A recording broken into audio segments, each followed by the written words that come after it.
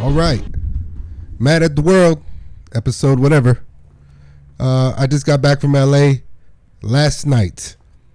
Went there for the Netflix is a Joke, the festival, the first one. And I got to tell you, it was life-changing in many ways. Rubbed elbows with a bunch of stars, Dave Chappelle. I mean, this is the thing that I don't want to do. Like, I want to talk about it, but the thing about LA is that there's so many stars around that you don't want to take pictures or even ask for pictures. That's like super lame, especially like if you're in the industry. But there's one thing that I got to tell you. That week over there was very humbling for me as a stand-up comedian, and it really showed me how far in the dumps my career is going. It was so hard to get a mic, to get on any mic. I couldn't find a mic at Sam Ash if I wanted to. It was just, everything was rented out by Netflix. They had every real venue booked out for their own shows, understandably. And if you don't know anyone over there, like I do, I know a couple people, and they tried to get me on a couple shows here and there. But for the most part, it's every man for themselves at a time like that. And yeah, it was real humbling. You need TV credits to even get anywhere close to them. So I guess that an episode of Divorce Court doesn't hold much weight over there for me, but it's all good. Not even my cameo on Cops when I was puppy. Okay, puppy. All right, puppy. Yes, officer, puppy. Bro, it was so hard to get a freaking mic to get a show, but I was almost giving up hope. Now, here's the thing, that I went over there with the intention of being a fan. I want to get back to basics as far as comedy is concerned, because I'm in my 4.5 year, and for a lot of people I know, like, 10 plus years, 20 plus years, that's a joke. But you really need to recharge your vibes when you're doing this, because you can really lose sight of what's important, and of like meaning why you started this, where you hope to go, and what you hope that it continues doing for you, which is the most important thing for me. So that's why I wanted to be a fan again. So I didn't mind just going out there and just buying tickets to shows. I mean, you should do that anyways, but not knowing anyone not knowing you, you know what I'm saying? Like, those things is cool to me. Like, I want that to happen just so I could feel the way I felt when I first started, and it really worked. But by the freaking end of this stuff, man, and I'm trying not to curse too much, but by day 4, I was like, nah, I was itching to do a mic. I was itching to do any mic. So I hit up some of my friends that I know from out there, from going out there a couple times. They tried, God bless their heart, they tried to get me on some spots, man, but they just couldn't until the last day, man. The last day was what? Monday night. Monday or Tuesday night? Oh, Monday night was an epic, super legendary night. That I will talk about, when Dave Chappelle walked in the Comedy Store. But anyways, Tuesday night was finally when I was able to get on the Laugh Factory mic, open mic. It wasn't like a real show with a bunch of people, just audience. It was like a mic with audience, a little bit of audience, and then a lot of bit of comedians or open micers. But even that, I was happy to get on stage, man. They didn't want people to record for some reason. And everything over there was like an audition. Everything over there, obviously, like, Netflix is in town and a bunch of Netflix people are around. So there was, yeah, of course, they're scouting for people, of course. But every mic was, everyone was just like so rehearsed and doing their set like it was an audition. And I don't know, it just wasn't, I don't know. I don't want to talk too much shit. But anyways, I go up on the Laugh Factory, and they do the bucket thing. So they picked my name out of a bucket. I was lucky to get called. 2 minutes, straight 2 minutes. That's it. They record it too. But they don't allow you to record it. But I did take a couple pictures. 2 minutes, killed. Your boy went up there and killed. Amongst comedians and tiny bit of audience members there. Killed. With new material that I picked up from there. With new shit, like, that I really experienced. Like, I went up there and I talked about, of course I'm from Miami or whatever. But I Googled the free things to do in LA. And that bit right there, like, and I'd had to do it fast, bro. You can't even get up. For me, 2 minutes is me just feeling out the crowd. Nah, you can't do 2 minutes. 2 minutes as a whole set, you can't even feel out the crowd. You got to just hit the ground running. And that's what I did. Hey, what's up? I'm from Miami, visiting out here. I love LA. I love getting confused for a out of shape. What's that guy's name? I always forget. But people tell you see I ruined the joke already. But it's not for you. Fuck you. It's Aaron Donald.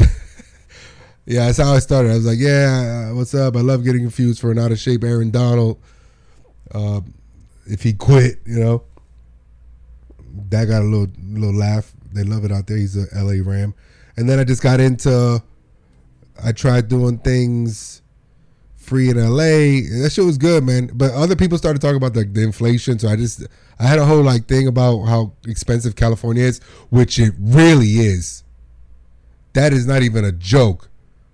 I went to CVS and I always like count in my head. I think everyone does this, right? Like you, all right, $2.99. That's $3.99.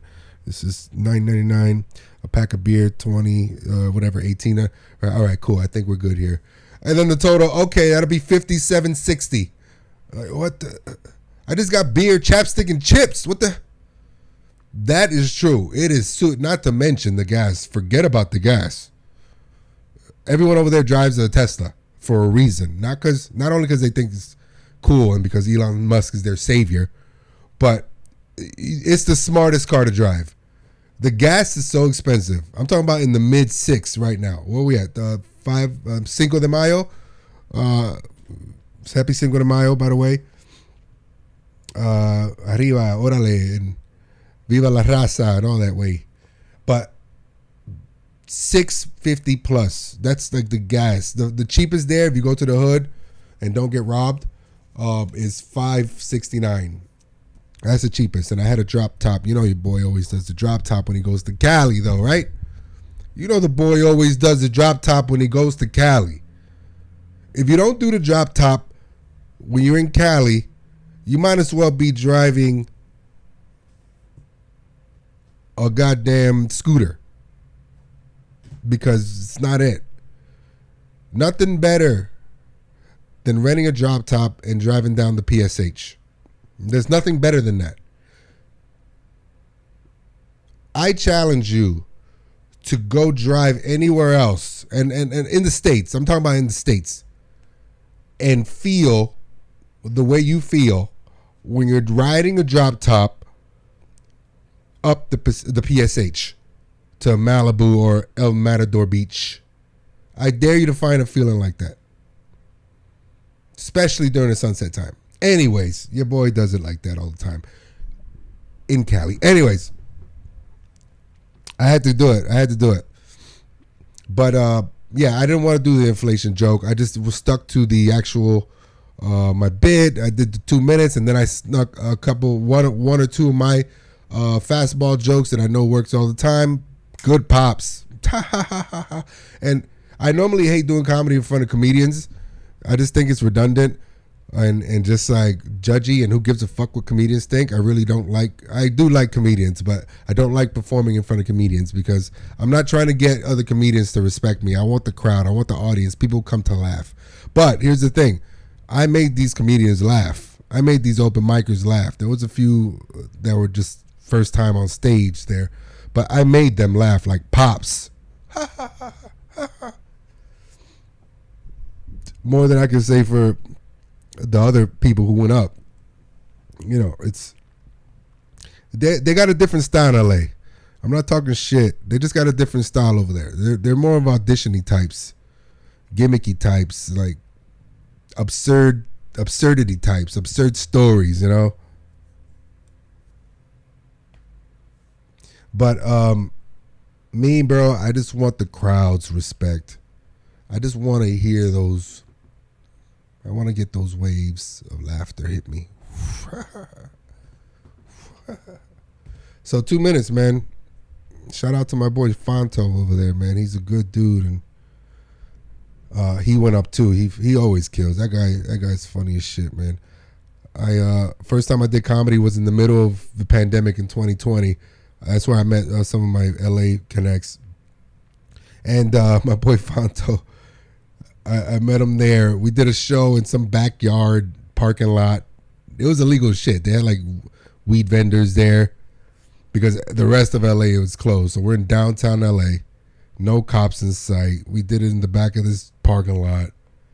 And it was a competition. Everything in LA is a competition. So this was a competition. I didn't know. I just wanted to get some time. My boy Fonto goes up. He's like, this is a competition. What's the prize? To never perform here again? The fuck? This shit looks like an internment camp. Bro, right there I knew this guy's my friend. He's so present, so fresh. You know, like that's what I like in comedy. I don't like that rehearsed shit. Be present. Be with us. Unless you're shooting a special, like you have cameras, even then you should still be kind of present to the people watching you, but also peripherally looking at the cameras or whatever. You know, I know it's like a skill that people are trying to like tune into, but still, when you're just doing comedy, just be present, bro. And so that was like my time over there. I went to either really good shows or I went to mics that were shit in the hopes of getting on. And out of those 3 mics that I went to, I did not get on 2 of them. But I was glad that I got on the Laugh Factory.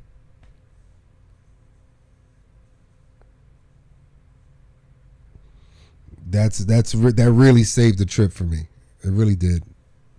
So thank you, Laugh Factory and my boy Fonto and the host. I can't remember his name. He looked like Jason Segel from How I Met Your Mother. Marshall Erickson. My favorite character, so I like that dude. Anyways, Monday night at the Comedy Store. Now, I don't know if I'm supposed to talk about this or not, but I'm back in Miami and I feel safe. I feel like I can, especially after what happened to Dave Chappelle, almost getting killed, which I had tickets to that show. I went. I went for a few minutes. I didn't see the attack though. And I'm glad I didn't because knowing me, I would have tried to be a Superman and fucking try to help and then I would have got stomped out too. And arm broken. I would have been here like this. Like, hey guys, what's up? I just get back from LA. But I couldn't stay long. I ran into Cal Grooms over there at the West Side Comedy Club, which I was trying to do a mic there, didn't get on. Then we both, then he went to Hollywood Bowl and I had one ticket left, so I went too. But by then, it was over. But anyways, Monday night at the Comedy Store, bro. Hosted by the queen of the Comedy Store, Eleanor Kerrigan, who she should own that place by now.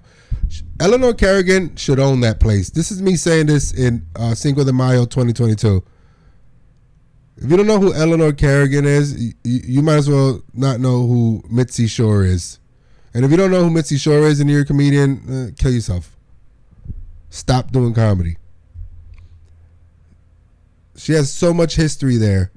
From being a server to being Mitzi Shore's handmaiden for many years, God's sakes, to doing stand up there, to working the like she knows she does the Comedy Store podcast too with Rick Ingram, and she's also Andrew Dice Clay's ex-wife / ex-girlfriend / friend / coexisting ex. I don't know what the fuck, but anyways. Met her in Miami, super nice. Every time I go to the Comedy Store, I'm always happy to see her. Whether she's on stage or she's in the kitchen chewing on some fucking mozzarella sticks, and I just get a glimpse of her. I just always like smile at her. I had a really nice moment with her. Anyway, she hosts the Monday nights at the Comedy Store now. That they're just doing it again. Because if you know about the Comedy Store, they don't have hosts. The one comedian introduces the next comedian, and so on and so forth, and that's how they do it. And I actually really like that that technique that I do it sometimes here on my shows. Based off of the Comedy Store formula. Anyways, she hosts. It's like a midnight show, 11 o'clock, 11:30. I see a bunch of people there. I sit in the back of the where the comics sit. They're very friendly to comics there. Order a bottle of Prosecco. I get there. Jimmy Carr's on stage in the original room. Not the main room where they buy tickets. In the original room, late night vibes. Jimmy Carr's on stage working out some new stuff on his clipboard. Killing. Jimmy Carr, by the way. Holy shit. Jimmy Carr? The British dude. Take a little sip of the naughty water. Go back to the hotel. Simple. This guy, so good. So good. I'm going to show you how good he is throughout the night. He gets done ripping. I get in halfway through his set. He's great. Eleanor gets back up. Does a couple of jokes crowd work wise, and then introduces. Oh, and I see my boy Will Sylvince walk past me, and I'm like, oh, Will Sylvince. Oh, I thought he usually chills with Aziz and Dave right now. Eleanor Kerrigan then proceeds to call up Dave Chappelle. Pop in. Everyone's going crazy. Dave Chappelle walks in with this really glittery, colorful camouflage jacket. Drunk as all hell. Just came, I don't know where he just came back from, but they were partying all week. I don't want to give out too much information about that. But anyways, matter of fact, fuck, I should cut that out. Who's going to watch? Why? Why? Is Elaine Chappelle going to watch my podcast? No. Leave it in, you fuck. Who gives a shit? No one gives a shit. No gas. Anyways, he's loose. Starts going in for like 45 minutes. Everybody's just listening to him. I'm not going to talk about what he talks about. I'm not even going to talk about his closer. I'm not going to talk about nothing about his set because I'll just tell you this. By the end of it, he got a standing ovation, especially his closer. His closer wasn't even him talking. I'll leave it at that. The closer wasn't even him talking. It was someone else talking about him that he had saved on his phone. Anyways, standing ovation when he says goodbye after that.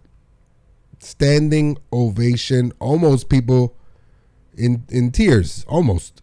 I don't know. I almost shed one happy tear. I was like, wow, that was amazing. He leaves. Eleanor comes back up, introduces David Tell and Jeff Ross. They do the bumping mics. They're doing bumping mics again. Now, by this time, if you're a comedian, you obviously know Jeff Ross, but if you're a comedian, David Tell is just as inspiring to see live as a pop-up as Dave Chappelle. But they had their work cut out for them after the Chappelle shit, and they killed just as much. They killed just as much, but on a different vibe. They had to like reformulate the vibe and get people back on on what they were going to talk about, which they were just like kind of improvising and like shooting shots at each other, which is their bumping mic shit. It's super funny. But yeah, then we riffed with I riffed with Chappelle too. I said a couple things where he interacted, which was really cool. I love when that happens. But the thing is, don't do that. Okay? I'm going to say this. Don't do that because there's a very thin line between doing that and heckling. All right? So don't ever think that you just blurt something out to someone like that with the hopes of them interacting and talking about you or to you. Because then that's heckling and you're going to be annoying. You're going to be kicked out. I said something that I knew, and he interacted because he knows, like, oh, this guy knows something about my life. For instance, I guess I could say this. It doesn't matter. It's going to come out anyways. But Dave Chappelle was inducting Richard Pryor into the first Comedy Hall of Fame presented by Netflix. So I was like, how was the Hall of Fame? Because he even asked. He even opened the floor. Does anyone have any questions? I said, how was the Hall of Fame thing? And he was like, oh, yeah. So that's what I mean. Don't ever fucking just blurt things out. Anyways. And he said something cool. He said, yeah, it was cool, man. But, oh, yeah. This is the entourage, by the way. Dave Chappelle's entourage. Chris Rock, Diddy, Aziz Ansari, my boy Will Sylvince, and one other person. That's how famous these people were. That the other famous guy, I forgot who. Anyways, Diddy goes up to give Dave Chappelle a tequila shot on stage, and like no one even gave a shit. That's what I love about LA. Diddy went to go give a tequila shot to Diddy, and like he looked at the crowd a little bit.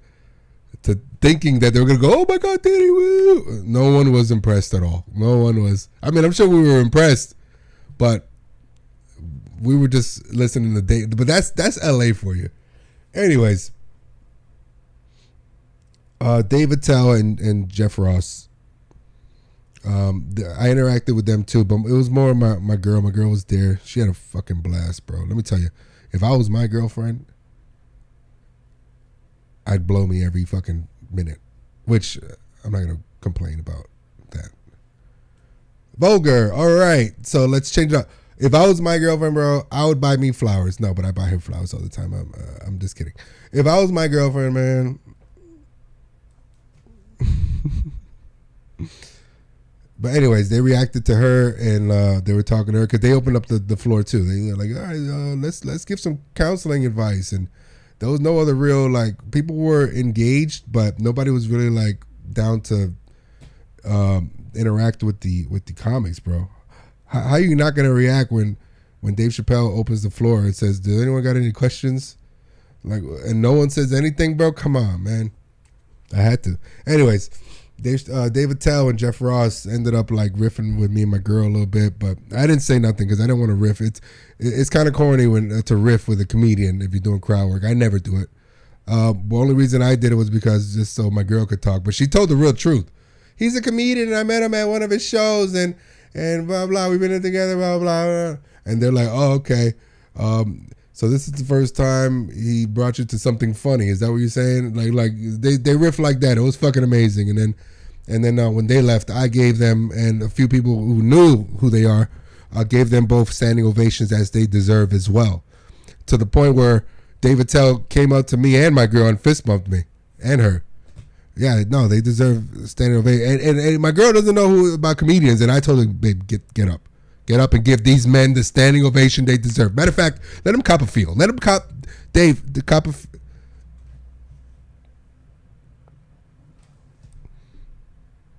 That was cool, man. And then as I walked out, I mean, the real star of the night to me, as far as like the funniest that night, was Jimmy Carr, bro. Dave kept calling out to him, Jimmy, you still there? Like, yes, I'm right here. Jimmy, what's on my notebook? What's the next line? Well, you have something here that says something about it. He's like, oh, all right, yeah, cool. And every time they threw it at Jimmy, he had something else. He had something to throw that got a laugh. He had bro, that guy is like the king of rebuttals, crowd work wise, and being part of the crowd work wise. I learned so much just by watching him being a crowd member. It was amazing. Anyways, oh fuck, man. You see, I'm all over the place with this fucking story. Anyways, so I asked Dave Chappelle about the Hall of Fame thing, and he said something cool. He said that, yeah, it was cool, but it should have been Chris Rock to do it. He said that. He's like, because Chris, how long you been performing, especially here in LA in the Comedy Store? Because like 87, since 1987, dude. Now, I love that Dave said that, but obviously he deserves to do it.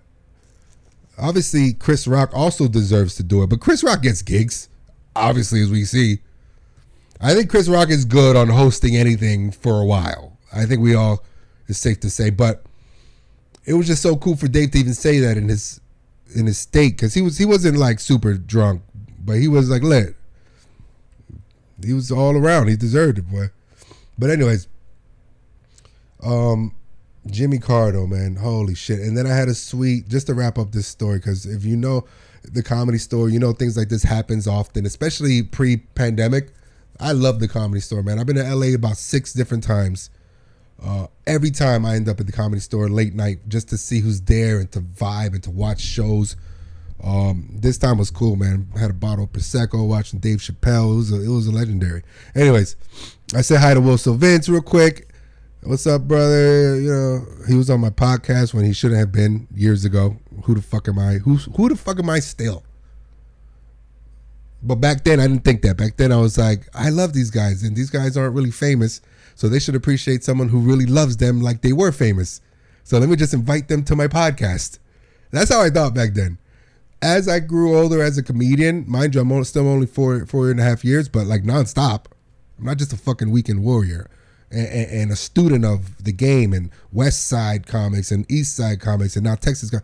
Anyways, now that I'm older, I'm like, I cringe a little bit like, why did I ask Jim Florentine to be on my podcast? Why did he, and then why did he do it? Oh yeah, I paid him. But, oh yeah, I paid Wilson. Yeah, of course I paid him. Yeah, of course I fucking paid him. Of course. But still, I wasn't even doing stand-up. I just liked podcasts back then a lot. I still do, obviously, but now I wouldn't even fucking dare ask these people to do my podcast. Now, mind you, my podcast was brilliant. It was no one gives a shit. No gas. I took it very serious. I have the best camera equipment. But anyways, to wrap up the Comedy Store night on Monday, Eleanor Kerrigan, to bring back to her, the queen of the Comedy Store. I really feel like she should inherit that shit for real, for real. She was sitting right next to me as we were watching Dave Chappelle and Jeff Frost. They were finishing up, and I don't know. I just had to tell her. I met her once in the Miami Improv when Dice was here, and I talked to her backstage because I used to work there. I talked to her in the green room, and we exchanged some words. Very cringy for me too. That's a whole nother story. I'm not even going to get into that. But what I told her this Monday night really made up for it. I told her, "Hey Kerrigan," I leaned over. "Hey Kerrigan, hey Eleanor, man, what a great legendary night. There's so many, there's so many stars, but and I try not to geek out. I said this all fast. I'm paraphrasing. I said I try not to geek out, but there's just like so many cool people around." And she's like, "I know, right? Tonight's awesome. They just all showed up." And I said, "Yeah, no, but I mean like you. Fuck these guys. I mean you. Like, don't you own this place by now?" I said, and like, bro, I made her blush, bro. But because yeah, she should. And she's like, "Oh, thank you so much." And I went to, and then she gave me a fist bump, and I said, "Oh, yeah, no problem. It's good to see you always." And then that's it. And then you leave them alone, because everyone in LA, whenever they talk to you, they want something from you. I don't want to be that. When I go to LA, I'm gonna be in LA as me. I don't want nothing. I just want to fucking do time on stage. I don't want nothing, and I want to earn it too. Pay my dues, but my dues is the audience laughing. I'm not gonna suck no dick or blah blah blah. Which, if that's what you do, fine, whatever. But anyways,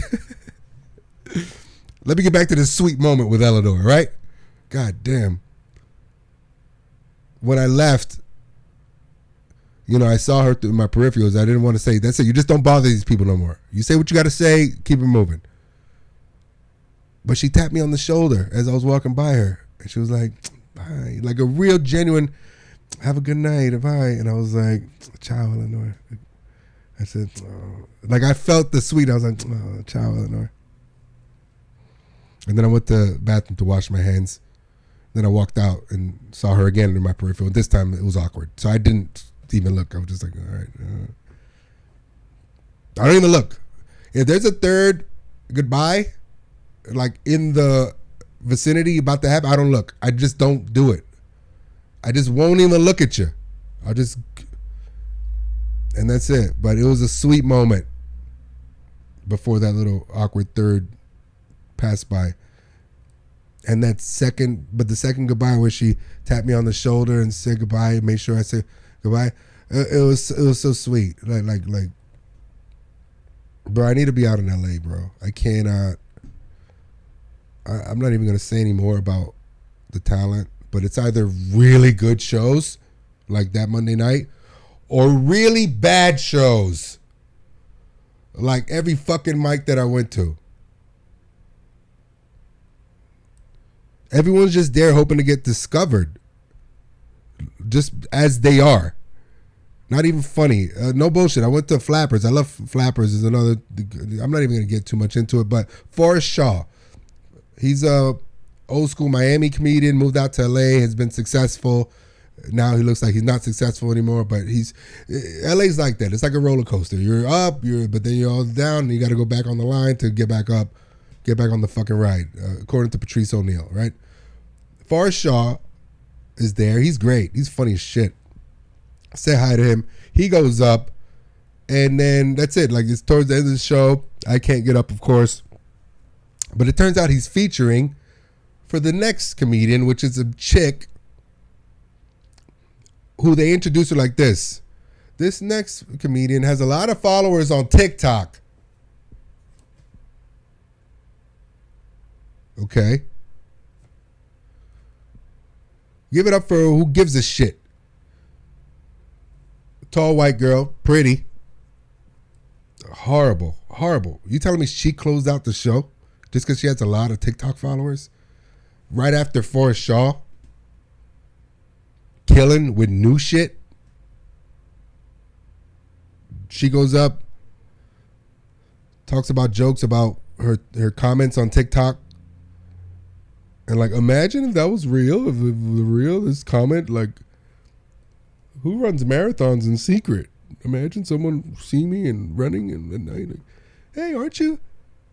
Yeah, that's me, but shh, I don't tell anyone I run marathons in secret. All right. Oh. I got up and walked out, bro. Not to throw any shade, which it kind of is, but it just made me feel like, what the fuck am I waiting for? Why am I still here in Miami? Why? I need to get the fuck out. I need to be over there.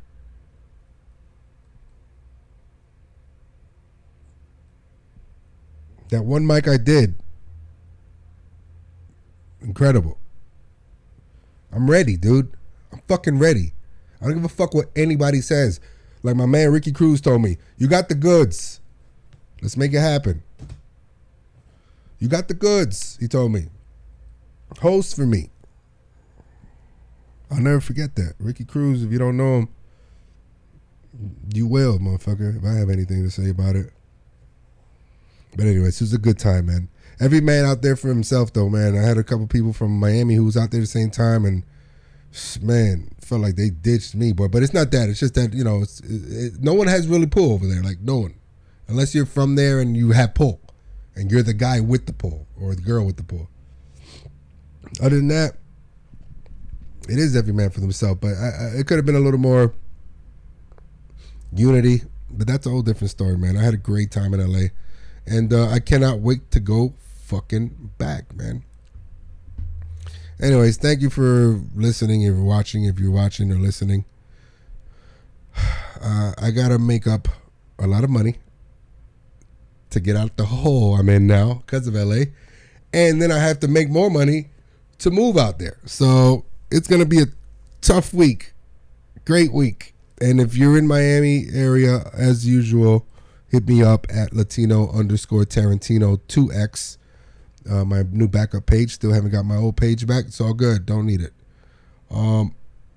And check me out on deanfunny.com. This is Mad at the World Podcast, and I'll see you guys next time. Peace.